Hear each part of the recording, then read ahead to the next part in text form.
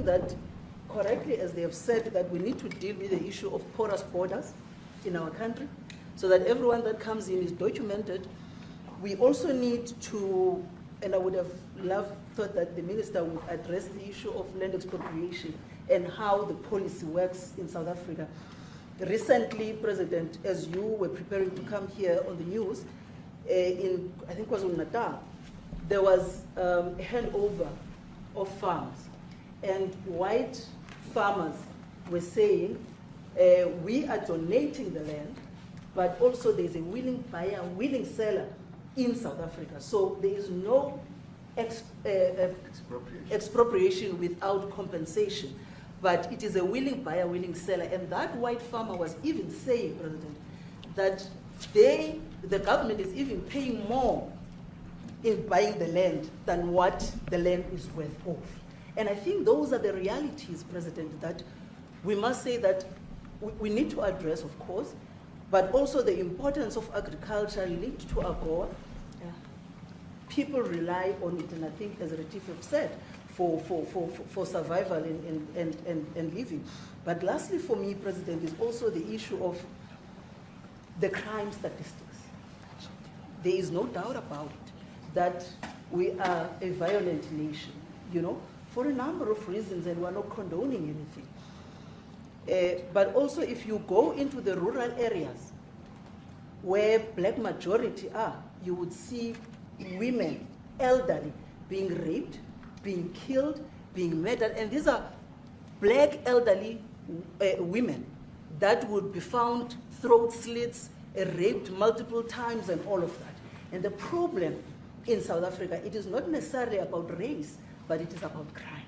And we think that we are here to say, how do we, both nations, work together to reset, to really talk about investment, but also help us in how we can have the technology and everything that is needed, President, to really address the levels of crime that we have in our country. Thank you very much. Thank you.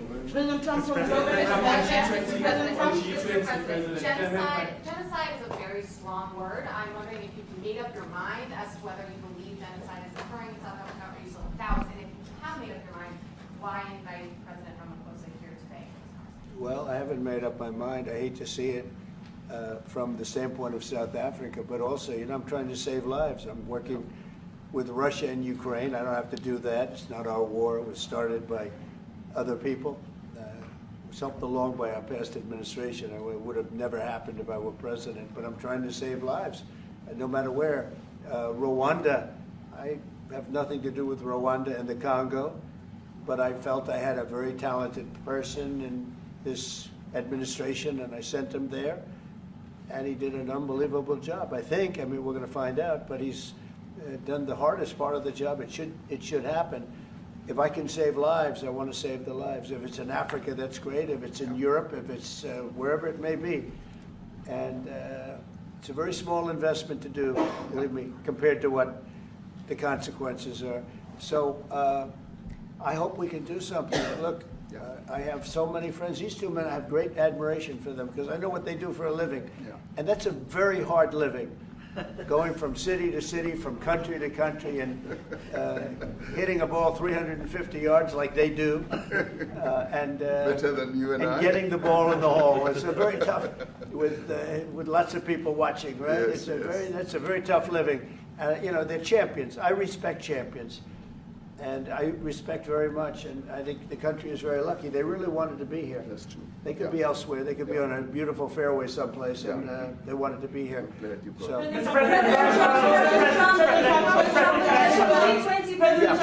my name is Zianda Mwobo from Newsroom Africa in South Africa. Good. How important is it for the United States to be at our G20 summit in November, given the relationship between our two countries? You just heard what has been said to you just now. Are you coming, and are you preparing to come? So without the United States, the G20, just like the G7, used to be the G8, but brilliantly they threw Russia out. It would have been a lot better if Russia was in. You know, a lot of people would say, oh, that's not, because if Russia was in, you probably wouldn't have this war. And if you had a different president, you wouldn't have the war either. But we have a G7. it's important that the United States is at both of them. I think without the United States, I really believe it's not very important. It's not the same meaning. President Trump on top. As I said to President Trump, the U.S. really originated the G20.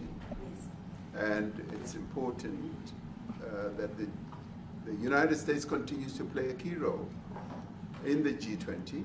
And we are privileged to be the president of the G20, but we are even overjoyed that we are going to hand over to the United States, who are the originators. And for that reason, I expect the United States to continue playing the leadership role in the G20 together with other countries. And I've said when I initially spoke to President Trump on the phone, I want him to come to South Africa for a state visit, and I also want him to come and participate in the G20. And I want to gladly hand over to President Trump to take the leadership of the G20 forward in November. Thank you very much. Thank you very much. Thank you. What is it going to take to convince you? They don't want to leave. Thank you so much. How much do you need? Everybody, please keep moving. Thank you. Keep moving. Thank you. Keep moving. Now. Keep going. Thank you. Thanks, guys. Thank you.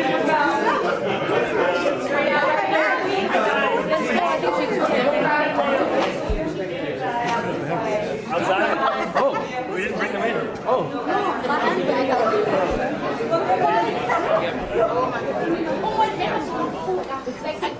No, eventually you tell any space that's in this.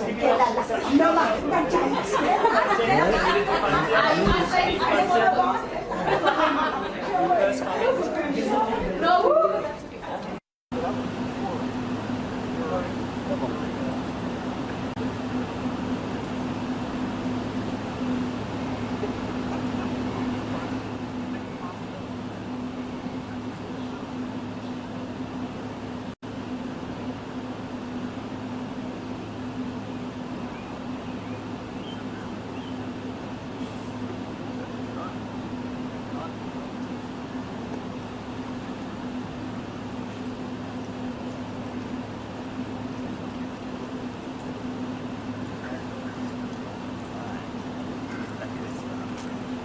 Have to be stronger than them. Right, exactly.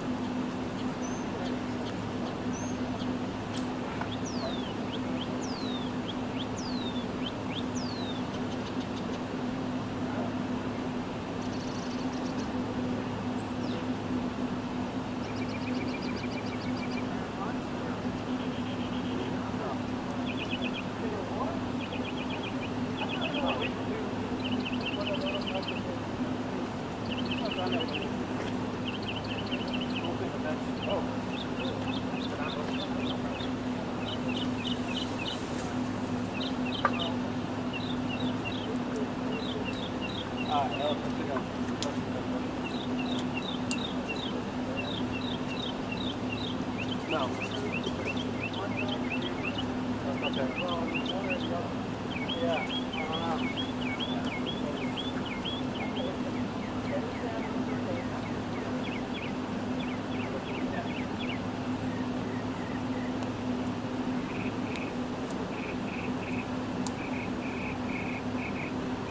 Daniel, me dá o seu ponto, por favor. Hoje eu não vou conseguir pegar o meu.